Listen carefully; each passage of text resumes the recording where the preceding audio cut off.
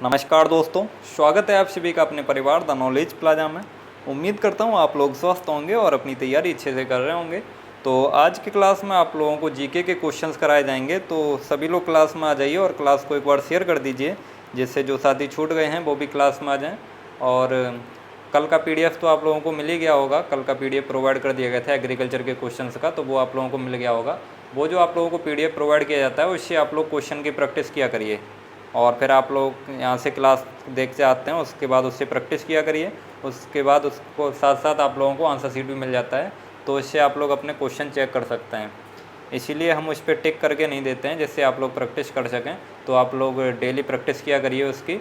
और आज की ये जो क्लास है इसमें केवल जीके के क्वेश्चंस कराए जाएंगे। तो ये जो क्लास होगी वो पीसीएम, पीसीबी और पीएजी तीनों ग्रुप के लिए होगी। तो सभी लोग क्लास में आ जाइए, क्योंकि जीके के क्वेश्चन तो सभी के सेम पूछे जाते हैं। पीसीएम और पीसीबी वालों के 20 क्वेश्चन यहाँ से पक्के हो जाएंगे। जीके के जो 20 क्वेश्चन आते हैं वो क्वेश्चन यहाँ से पक्के हो जाएंगे। तो पीसीएम और पीसीबी वाले भी आ जाएं क्लास में। और आप लोगों को जो अलग से क्वेश्चन प्रोवाइड किए जाते हैं पेड ग्रुप में, वो भी क्वेश्चन आप लोग डेली तैयार करते रहिए, क्योंकि वो क्वेश्चन अगर इकट्ठे हो जाएंगे फिर आप लोगों को तैयार नहीं होंगे। इसलिए जितना डेली प्रोवाइड किया जाता है वो आप लोग डेली का डेली तैयार करते रहिए। और यहाँ पे जो क्लासेस चलाई जा रही हैं, ये क्वेश्चन जो कराए जा रहे हैं वो आप लोगों को डेली का डेली तैयार करना है, इकट्ठा नहीं करना है। इकट्ठा करेंगे तो दिक्कत आ जाएगी। इसलिए आप लोग जितना डेली क्वेश्चन कराए जाते हैं उतने क्वेश्चन आप लोग डेली का डेली तैयार करिए, क्योंकि अब आपके पेपर को ज़्यादा समय नहीं बचा है, 1 महीने से भी कम बचा है अब। तो आप लोगों को अब बिल्कुल भी लापरवाही नहीं करनी है, समय से क्लास में आना है और सभी क्लासेस को देखना है। और एक भी क्वेश्चन आप लोगों को मिस नहीं होना चाहिए। अगर लाइव क्लास में नहीं आ पाते हैं तो बाद में क्लास को ज़रूर देखा करिए। एक भी क्लास आप लोगों को मिस नहीं करनी है, क्योंकि ये जो सुपर 20 बैच में क्वेश्चन कराए जा रहे हैं ये बहुत ही इंपॉर्टेंट क्वेश्चन कराए जा रहे हैं। चलिए तो अब शुरू करते हैं आज की क्लास। और हाँ, एक बात और बता दें, जो लोग पेड ग्रुप में ज्वाइन होना चाहते हैं वो लोग, अब जो पुराने साथी जुड़े हैं उन लोगों को तो पता ही है कि कैसे ज्वाइन होना है। जो नए जुड़े हैं, जिन लोगों को इसके बारे में कुछ भी पता नहीं है कि यहाँ पे क्या क्या चल रहा है, तो वो लोग हम पहले तो ये कहेंगे कि टेलीग्राम चैनल और व्हाट्सअप ग्रुप पे ज्वाइन हो जाइए आप लोग। इस डिस्क्रिप्शन में लिंक दी हुई है, उस पर जो इम्पोर्टेंट और इन्फॉर्मेशन दी जाती है वो आप लोगों तक पहुँच सके। और आप लोगों को पेड ग्रुप में ज्वाइन होना है तो आप लोग 9720802028 9720802028 ये टेलीग्राम नंबर है। इस पर आप लोग मैसेज करेंगे यूपी कैटेट PDF 2022 लिखकर, तो इस पर आप लोगों को प्रोसेस के बारे में पता चल जाएगा कैसे आप लोगों को उस पर ऐड किया जाएगा। चलिए अब क्वेश्चन शुरू करते हैं।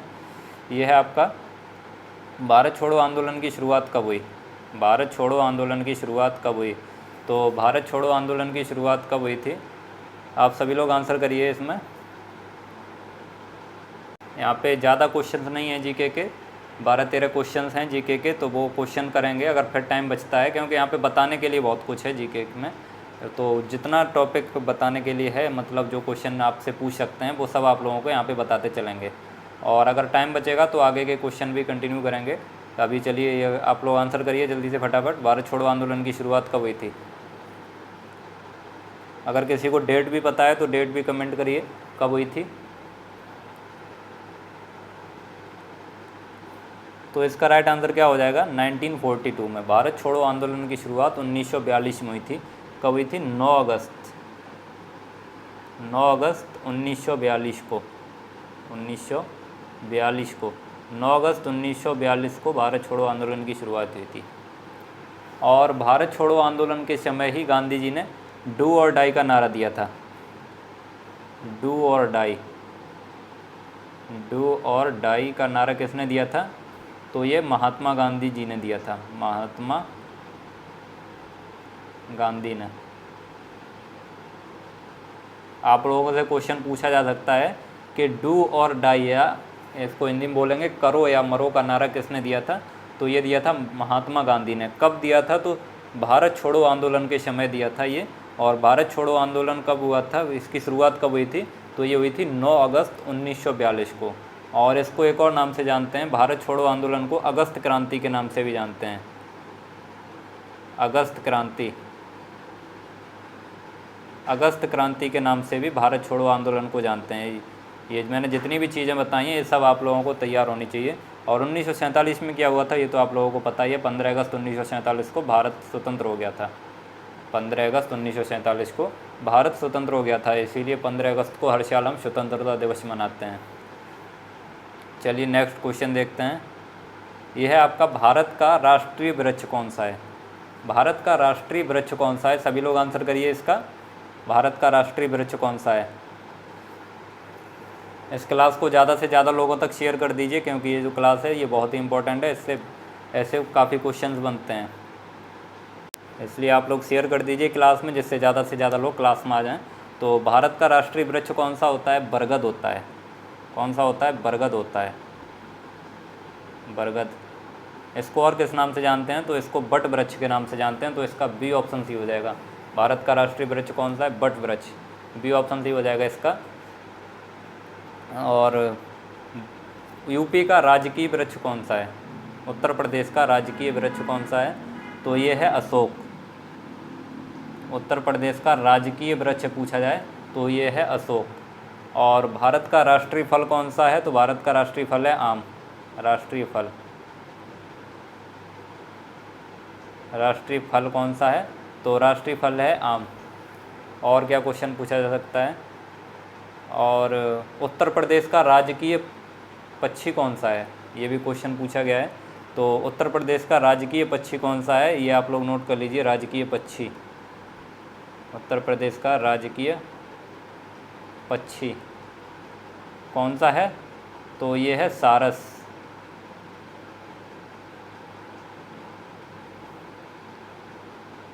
और भारत का पूछा जाए, भारत का राष्ट्रीय पक्षी कौन सा है? तो भारत का मोर है। और उत्तर प्रदेश का, यहाँ पे हम जो चीज़ बता रहे हैं वो आप लोग नोट करते चलिए। और यहाँ पे पूछा जा सकता है उत्तर प्रदेश का राष्ट्रीय पशु कौन सा है? तो उत्तर प्रदेश का राष्ट्रीय पशु है बारहसिंगा। और उत्तर प्रदेश का राजकीय पुष्प कौन सा है? तो राजकीय पुष्प है पलाश। और भारत का राष्ट्रीय पुष्प कौन सा है? तो भारत का राष्ट्रीय पुष्प है कमल। और भारत का राष्ट्रीय पशु है बाघ।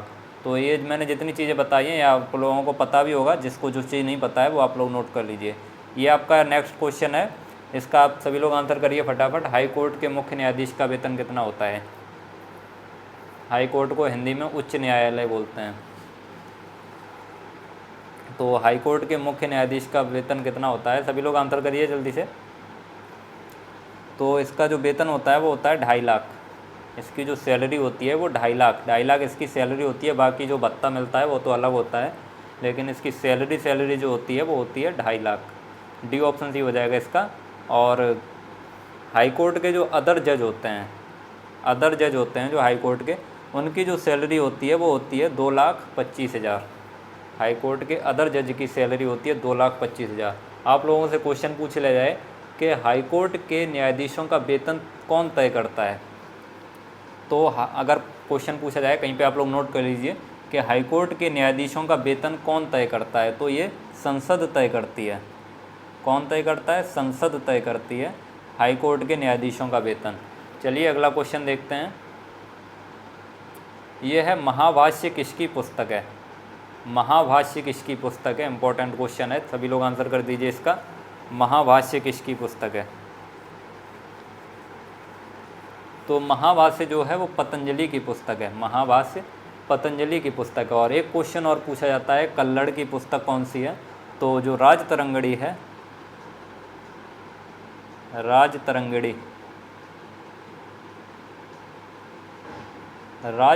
जो है वो कल्हड़ की पुस्तक है। राजतरंगिणी कल्हड़ की पुस्तक है। ये भी आप लोग नोट कर लीजिए, ये भी क्वेश्चन पूछा जाता है। चलिए अगला क्वेश्चन देखते हैं अब। ये है, लाल ग्रह किसे कहते हैं? लाल ग्रह किसे कहते हैं? Red planet. तो मंगल को, शुक्र को, बुध को या शनि को? इसको इंग्लिश में क्या बोलेंगे? मंगल को मार्स बोलते हैं, शुक्र को वीनस बोलते हैं, बुध को मरकरी बोलते हैं और शनि को सैटर्न बोलते हैं।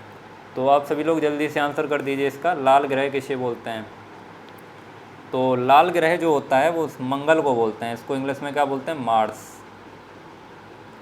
लाल ग्रह किसे बोलते हैं? मार्स को बोलते हैं। क्यों बोलते हैं ये लाल ग्रह क्यों है? तो यहाँ पे आयरन ऑक्साइड की अधिकता है। आयरन ऑक्साइड आयरन ऑक्साइड की अधिकता के कारण जो मार्स का रंग होता है या मार्स या मंगल ग्रह का जो रंग है वो लाल रंग का होता है। किसके कारण? आयरन ऑक्साइड की अधिकता के कारण। ये भी पूछ सकता है, तो आप लोग नोट कर लीजिए इसको। और जो शुक्र ग्रह होता है, शुक्र ग्रह को क्या बोलते हैं? तो शुक्र ग्रह को चमकीला ग्रह बोलते हैं। इसको क्या बोलते हैं? तो इसको चमकीला ग्रह बोलते हैं। इसको चमकीला ग्रह बोलते हैं, शुक्र ग्रह को चमकीला ग्रह बोलते हैं। और ये चमकीला क्यों होता है? तो ये गर्म होने के कारण, गर्म होने के कारण ये चमकीला होता है। गर्म होने के कारण, गर्म होने के कारण ये चमकीला उठता है। और ये जो आपका शनि ग्रह है, शनि को इंग्लिश में क्या, शुक्र को क्या बोलते हैं? तो शुक्र को इंग्लिश में वीनस बोलते हैं। शुक्र को इंग्लिश में वीनस बोलते हैं। इसकी एक ट्रिक है मेरे पास, वो आप लोगों को उस पर सेंड कर दी जाएगी पेड ग्रुप पे, तो आप लोग उससे देख के तैयार कर लीजिए इसको। एक ट्रिक है जो ग्रह हैं जिनका रंग होता है और किसके कारण होता है, वो सब आप लोगों को उससे पता चल जाएगा। तो उस बोट हम आप आज सेंड कर देंगे, आज सेंड करवा देंगे उसको। जो एक ट्रिक है उसको सेंड करवा देंगे आज, तो आप लोग उससे देख लीजिएगा। और यहाँ पे देखिए, ये जो शनि ग्रह है, शनि ग्रह का रंग कैसा होता है? तो शनि ग्रह का रंग काला होता है। शनि ग्रह का रंग काला होता है। किसके कारण काला होता है? तो नाइट्रोजन के कारण। नाइट्रोजन के कारण, नाइट्रोजन के कारण ये काला होता है। चलिए नेक्स्ट क्वेश्चन। यहाँ से आप लोगों से क्या क्या क्वेश्चन बन सकता है? यहाँ पे देखो, ये मरकरी है, इसको बुध को मरकरी बोलते हैं। मरकरी जो है वो सबसे छोटा ग्रह है। एक क्वेश्चन बन सकता है, सबसे छोटा ग्रह कौन सा है? तो मरकरी है। मरकरी सबसे छोटा ग्रह है। शुक्र क्या है? तो शुक्र चमकीला ग्रह है। शुक्र या वीनस चमकीला ग्रह है। और शुक्र को पृथ्वी की बहन भी बोलते हैं, सिस्टर ऑफ अर्थ किसे बोलते हैं? तो वीनस या शुक्र को बोलते हैं। और जो लाल ग्रह होता है, लाल ग्रह किसे कहते हैं? तो मंगल को बोलते हैं। ये आपसे शनि वाला नहीं पूछेगा, ये आप लोग छोड़ दीजिए, शनि वाला नहीं पूछा जाता है, तो इसको छोड़ दीजिए। चलिए अगला क्वेश्चन देखते हैं। इसकी ट्रिक है, वो आप लोगों को पेड ग्रुप पे सेंड कर दी जाएगी, तो उससे आप लोग देख लीजिएगा, आज सेंड करवा देंगे उसको। ये है आपका नेक्स्ट क्वेश्चन। भारत का सबसे बड़ा बांध कौन सा है? भारत का सबसे बड़ा बांध कौन सा है? तो सबसे बड़ा बांध कौन सा है? भाखड़ा नागल, हीराकुंड, बेतवा या नागार्जुन? तो भारत का जो सबसे बड़ा बांध है वो भाखड़ा नागल बांध है। कौन सा बांध है? भाखड़ा नागल बांध है। ये कौन सी नदी पर स्थित है? तो ये सतलुज नदी पर स्थित है। सतलुज, सतलुज नदी पर स्थित है। भाखड़ा नागल है वो भारत का सबसे बड़ा बांध है। आप लोगों से पूछा जाए कि भारत का सबसे बड़ा बांध कौन सा है, तो भाखड़ा नागल बांध है। ये सतलुज नदी पर स्थित है। ये कहाँ पड़ता है? तो हिमाचल प्रदेश में पड़ता है। कहाँ पड़ता है? ये हिमाचल प्रदेश में पड़ता है। और आप लोगों से यहाँ पे ये बताया गया है कि भारत का सबसे बड़ा बांध कौन सा है, तो सबसे बड़ा बांध भाखड़ा नागल है। और एक और क्वेश्चन पूछा जाता है, सबसे ऊंचा बांध कौन सा है? सबसे ऊंचा बांध, सबसे ऊंचा बांध, सबसे ऊंचा बांध कौन सा है? तो आप लोग नोट कर लीजिए इसको। जितनी भी चीज़ें हम यहाँ पे बता रहे हैं वो सब आप लोग नोट कर लीजिए। बांध को इंग्लिश में डैम बोलते हैं, डैम बोलते हैं। तो सबसे ऊंचा बांध कौन सा है? तो ये है टिहरी बांध। टिहरी बांध या टिहरी डैम। टिहरी बांध जो है वो भारत का सबसे ऊंचा बांध है। सबसे ऊंचा बांध कौन सा है? टिहरी बांध है। और सबसे बड़ा बांध कौन सा है? तो भाखड़ा नागल बांध है। तो आप लोग इसको अच्छे से नोट कर लीजिए। टिहरी बांध कहाँ पे पड़ता है? तो टिहरी बांध जो है वो उत्तराखंड में पड़ता है। इसको मिटा देते हैं। टिहरी बांध कहाँ पड़ता है? तो ये उत्तराखंड में पड़ता है, उत्तराखंड। टिहरी बांध उत्तराखंड में पड़ता है। हीराकुंड बांध जो है वो हीराकुंड बांध उड़ीसा में पड़ता है, उड़ीसा। हीराकुंड बांध कहाँ पड़ता है? उड़ीसा में पड़ता है। और नागार्जुन बांध जो है वो आपका कहाँ पड़ता है? ये आंध्र प्रदेश में पड़ता है। नागार्जुन बांध जो है वो आंध्र प्रदेश में पड़ता है। यहाँ पे जो भी चीज़ें आप लोगों को बताई हैं वो अगर नहीं पता है तो आप लोग नोट कर लीजिए, क्योंकि यहाँ पे वही चीज़ें बताई जा रही हैं जो आपसे पूछा जा सकता है। चलिए अगला क्वेश्चन देखते हैं। ये है आपका सूर्य ग्रहण कब होता है? तो ये तो सब लोगों को पता होना चाहिए, सबका ये आंसर सही आना चाहिए। सूर्य ग्रहण कब लगता है? पूर्णिमा को, अमावस्या को, 21 जून को या 23 मार्च को?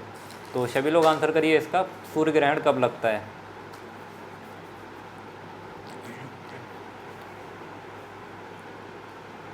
तो इसका राइट आंसर क्या हो जाएगा, सूर्य ग्रहण जो है वो हमेशा अमावस्या के दिन लगता है। सूर्य ग्रहण जो है वो हमेशा अमावस्या को लगता है। और चंद्र ग्रहण हमेशा कब लगता है, तो चंद्र ग्रहण पूछा जाए तो चंद्र ग्रहण हमेशा पूर्णिमा को लगता है। चंद्र ग्रहण जो है वो हमेशा पूर्णिमा को लगता है। 21 जून को क्या होता है, तो 21 जून को सबसे बड़ा दिन है। सबसे बड़ा दिन, सबसे बड़ा दिन कब होता है, तो सबसे बड़ा दिन होता है 21 जून को। 21 जून को सबसे बड़ा दिन होता है। और 23 मार्च को क्या होता है, तो 23 मार्च को आप लोग नोट कर लीजिए, कहीं पे वैसे पता होगा आप लोगों को, नहीं पता है तो नोट कर लीजिए। 23 मार्च को शहीद दिवस मनाया जाता है। शहीद दिवस,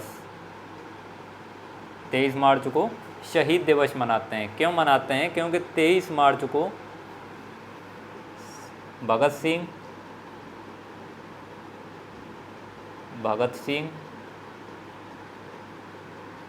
सुखदेव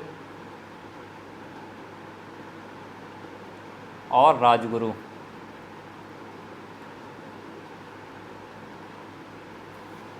भगत सिंह, सुखदेव और राजगुरु को 23 मार्च को फांसी की सज़ा दे दी गई थी।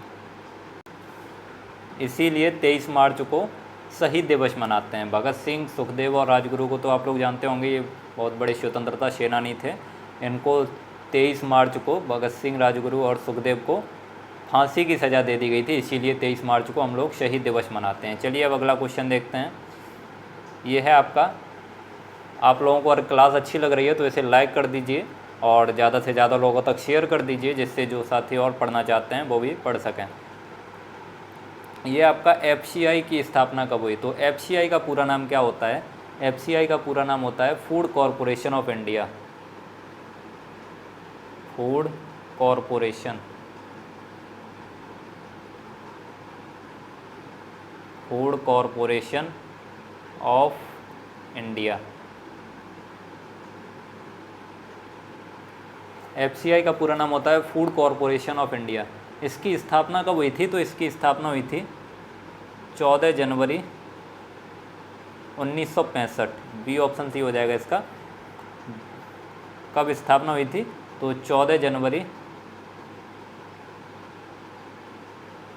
1965 में हुई थी। बी ऑप्शन सी हो जाएगा इसका। चलिए अगला क्वेश्चन देखते हैं। ये है, भारत का क्षेत्रफल विश्व के क्षेत्रफल का कितना प्रतिशत है। यहाँ पे क्षेत्रफल पूछा गया है, तो सभी लोग आंसर करिए इसका। भारत का क्षेत्रफल जो है वो विश्व के क्षेत्रफल का कितना प्रतिशत है, तो सभी लोग आंसर करिए जल्दी से फटाफट। तो जो भारत का क्षेत्रफल है वो विश्व के क्षेत्रफल का 2.42% है।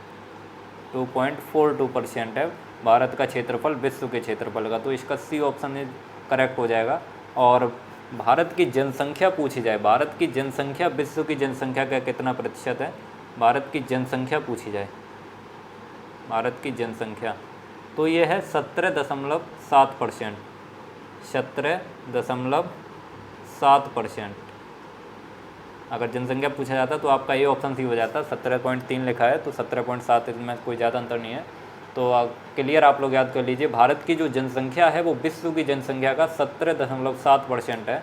और भारत का जो क्षेत्रफल है वो विश्व के क्षेत्रफल का 2.42% है। और आप लोगों से पूछा जाए कि विश्व में सर्वाधिक क्षेत्रफल वाला देश कौन सा है, विश्व में कौन से देश का क्षेत्रफल सबसे ज़्यादा है, तो वो है रूस का। कौन से देश का है, रूस का क्षेत्रफल सबसे ज़्यादा है। और भारत का क्षेत्रफल के अनुसार कौन सा स्थान है, तो भारत का क्षेत्रफल के अनुसार 7वां स्थान है। विश्व में क्षेत्रफल के अनुसार भारत का कौन सा स्थान है, तो 7वां स्थान है। और जनसंख्या में कौन सा स्थान है, तो जनसंख्या में दूसरा स्थान है। जनसंख्या में दूसरा स्थान है। पहला किसका है, तो चाइना का है। अभी आगे की जनगणना का तो वो आया नहीं है, 2011 की जनगणना के अनुसार ये सब हो रहा है। तो पहला किसका है, पहला चाइना का है जनसंख्या के अनुसार, दूसरा किसका है, तो दूसरा भारत का है। और आप लोगों से यूपी में पूछा जाए, यूपी का क्षेत्रफल भारत के क्षेत्रफल का कितना है, उत्तर प्रदेश का क्षेत्रफल भारत के क्षेत्रफल का कितना है, तो 7.33% ये क्षेत्रफल है। यूपी का क्षेत्रफल भारत के क्षेत्रफल का 7.33% है। और यूपी की जनसंख्या पूछी जाए, आप लोग ये नोट करते चलिए, ये क्वेश्चन पूछे जाते हैं, हम वैसे ही नहीं बक रहे हैं, ये सब ये क्वेश्चन पूछे जाते हैं, इसलिए आप लोग इनको नोट करते चलिए। हम ये सब चीज़ें आप लोगों को इसलिए बता रहे हैं क्योंकि एक भी क्वेश्चन इससे बाहर ना जाए, आपके 20 में 20 क्वेश्चन फंसें पूरे जीके के, इसलिए हम इतनी सारी चीज़ें बता रहे हैं। तो आप लोग इनको कहीं पे नोट करते चलिए, जो चीज़ नहीं आती है वो। अब आप नोट करिए कि यूपी की जनसंख्या कितनी है। यूपी का क्षेत्रफल तो हो गया, भारत के क्षेत्रफल का 7.33% है, और यूपी की जनसंख्या पूछी जाए, यूपी की जनसंख्या भारत की जनसंख्या का कितना प्रतिशत है, तो ये है 16.5%। 16.5% यूपी की जनसंख्या जो है वो भारत की जनसंख्या का 16.5% है। चलिए अब अगला क्वेश्चन देखते हैं। यह है आपका, जनसंख्या के आधार पर सबसे बड़ा केंद्र शासित प्रदेश कौन सा है। तो जनसंख्या के आधार पर यहाँ पे पूछा गया है, तो जनसंख्या के आधार पर जो है वो है दिल्ली। जनसंख्या सबसे ज़्यादा कौन से केंद्र शासित प्रदेश की है, तो दिल्ली की है। बी ऑप्शन सही हो जाएगा इसका। और अगर राज्य में पूछा जाए कौन से राज्य की जनसंख्या सबसे ज़्यादा है, तो सबसे ज़्यादा यूपी की जनसंख्या है। केंद्र शासित प्रदेश पूछा गया है तो दिल्ली की है, बी ऑप्शन सही हो जाएगा इसका। और सबसे कम जनसंख्या किसकी है, तो सबसे कम जनसंख्या है लक्षद्वीप की, इसकी सबसे कम जनसंख्या है, सबसे कम जनसंख्या है। और आप लोग जल्दी से कमेंट करके बताइए कि अभी वर्तमान में कितने राज्य और कितने केंद्र शासित प्रदेश हैं। सभी लोगों को बिल्कुल सही सही आना चाहिए, सभी लोग फटाफट कमेंट करिए इसका, कितने राज्य और कितने केंद्र शासित प्रदेश हैं प्रेजेंट में। सभी लोग जल्दी से आंसर करिए इसका। 2020 के यूपी कैडेट एग्जाम में ये क्वेश्चन पूछा गया है, भारत में वर्तमान में कितने केंद्र शासित प्रदेश और कितने राज्य हैं। तो कितने केंद्र शासित प्रदेश हैं, 8 केंद्र शासित प्रदेश हैं और 28 राज्य हैं। 8 केंद्र शासित प्रदेश हैं और 28 राज्य हैं। पहले कितने राज्य थे, तो पहले 29 राज्य थे। कौन सा हटा दिया गया है, जम्मू कश्मीर को हटा दिया गया है। जम्मू कश्मीर जो है वो केंद्र शासित प्रदेश हो गया है आपका। और अब कितने केंद्र शासित प्रदेश हो गए हैं, तो अब 8 केंद्र शासित प्रदेश हो गए हैं और 28 राज्य हो गए हैं। आप लोगों से ये पूछा जा सकता है कि क्षेत्रफल के अनुसार सबसे बड़ा केंद्र शासित प्रदेश कौन सा है। तो क्षेत्रफल के अनुसार आप लोग नोट कर लीजिए, क्षेत्रफल के अनुसार, क्षेत्रफल के अनुसार सबसे बड़ा केंद्र शासित प्रदेश,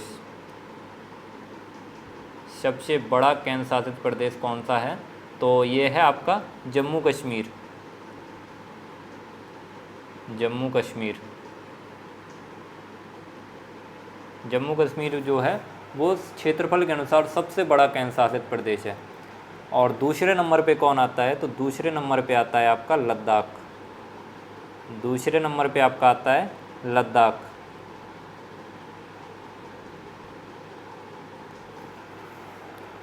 सबसे बड़ा केंद्र शासित प्रदेश है जम्मू कश्मीर, दूसरे नंबर पे आपका आता है लद्दाख। और सबसे छोटा केंद्र शासित प्रदेश कौन सा है, तो वो है आपका लक्षद्वीप। चलिए अब नेक्स्ट क्वेश्चन देखते हैं। ये है आपका, कांग्रेस के प्रथम मुस्लिम अध्यक्ष कौन थे। कांग्रेस के प्रथम मुस्लिम अध्यक्ष कौन थे, जाकिर हुसैन, सर सैयद अहमद खां, बदरुद्दीन तैयब जी या नन ऑफ दीज। तो सभी लोग का सही आंसर आना चाहिए इसका, कांग्रेस के प्रथम मुस्लिम अध्यक्ष कौन थे। सभी लोग आंसर करिए फटाफट। तो कांग्रेस के प्रथम मुस्लिम अध्यक्ष थे बदरुद्दीन तैयब जी, बदरुद्दीन तैयब जी, सी ऑप्शन थी हो जाएगा इसका। और कांग्रेस की स्थापना कब हुई थी, इसकी स्थापना हुई थी 28 दिसंबर 1885 में। कहाँ हुई थी, तो मुंबई में हुई थी। मुंबई में एक कोई कॉलेज था, उसमें इसकी स्थापना हुई थी। 28 दिसंबर 1885 को इसकी स्थापना हुई थी। कॉलेज का नाम अभी ध्यान नहीं आ रहा है, अगर आप लोगों को किसी को पता हो तो एक बार कमेंट कर दीजिए आप लोग। इसकी स्थापना 28 दिसंबर 1885 को मुंबई में हुई थी। चलिए अब नेक्स्ट क्वेश्चन देखते हैं। और यह है आपका, बैंकों का बैंक किसे कहते हैं। बैंकों का बैंक किसे कहा जाता है, तो बैंकों का बैंक जो है वो कहते हैं आरबीआई को। किसको कहते हैं, आरबीआई को। इसका पूरा नाम होता है reserve bank of India. Reserve bank of India. इसे बैंकों का बैंक कहते हैं। एसबीआई का पूरा नाम क्या होता है? तो ये होता है स्टेट बैंक ऑफ इंडिया। तो आज के आपके ये जीके के क्वेश्चन समाप्त होते हैं यहीं पे। चलिए, आपके जीके के क्वेश्चन तो ख़त्म हो गए। अब एक आध क्वेश्चन बॉटनी के भी देख लेते हैं क्योंकि टाइम बचा हुआ है। तो चलिए बॉटनी के क्वेश्चन भी देख लेते हैं। आगे बॉटनी के क्वेश्चन है। ये आपका फर्स्ट क्वेश्चन, निम्न में वनस्पति विज्ञान के पिता हैं। ऐसे पीसीबी वाले भी देख सकते हैं। तो इसमें वनस्पति विज्ञान को इंग्लिश में क्या बोलते हैं? बॉटनी। तो फादर ऑफ बॉटनी कौन है? आप सभी लोग आंसर करिए इसका, फादर ऑफ बॉटनी कौन है? तो फादर ऑफ बॉटनी जो है वो है Theophrastus. Father of botany Theophrastus. और फादर ऑफ जूलॉजी कौन है? तो फादर ऑफ जूलॉजी अरस्तु हैं। और फादर ऑफ बायोलॉजी कौन है? तो फादर ऑफ बायोलॉजी भी अरस्तु हैं। और आप लोगों से पूछा जाए कि बायोलॉजी टर्म किसने दिया था? बायोलॉजी टर्म या बायोलॉजी शब्द किसने दिया था? तो ये दिया था आपके लेमार्क और ट्रेवरेनस ने। नोट कर लीजिए, biology term is given by Lamarck and ट्रेवरेनस।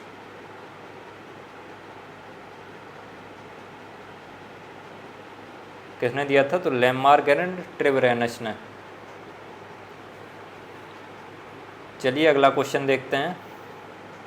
यह है आपका जीवाणुओं का अध्ययन कहलाता है। जीवाणु को क्या कहते हैं? बैक्टीरिया कहते हैं। तो बैक्टीरिया की स्टडी किस में करते हैं?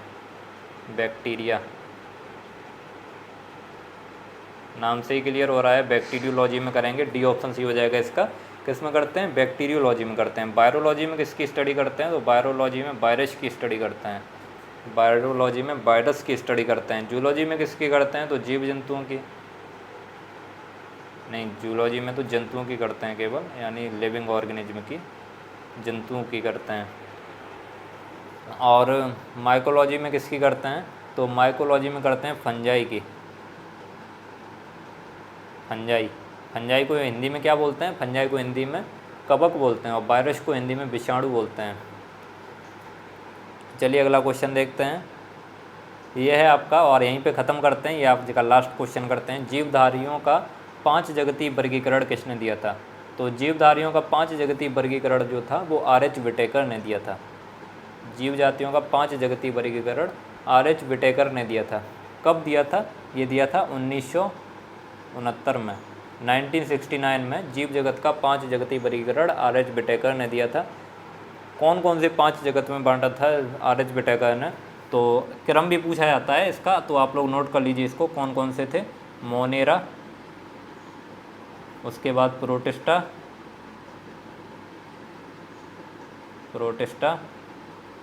उसके बाद फंजाई, उसके बाद प्लांटी, उसके बाद एनिमेलिया।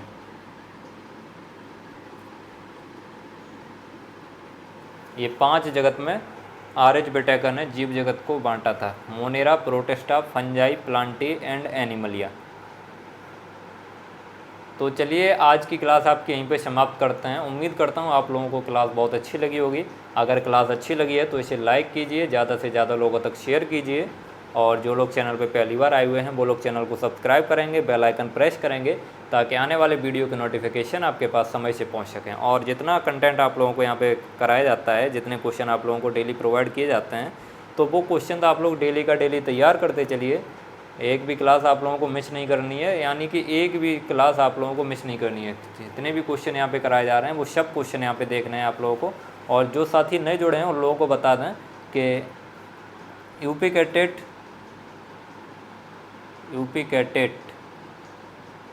2022 ऑल क्लासेस के नाम से एक प्लेलिस्ट बनी हुई है।